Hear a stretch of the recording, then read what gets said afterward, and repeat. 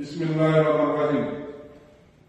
Kami Bupati Aceh Tengah secara resmi melantik saudara dalam jabatan Kepala Baitul Mal Kabupaten Aceh Tengah masa bakti 2018-2023. Dan diiringi dengan doa, semoga Allah Subhanahu wa Ta'ala senantiasa memberi petunjuk kepada saudara dalam menjalankan tugas jabatan saudara. Amin ya Rabbal Alamin. Seluruh rangkaian acara pelantikan Kepala Baitul Mal. Sosialisasi terus dijalankan. Yang akhirnya diharapkan beberapa institusi vertikal juga tertarik untuk memberikan sebagian datanya di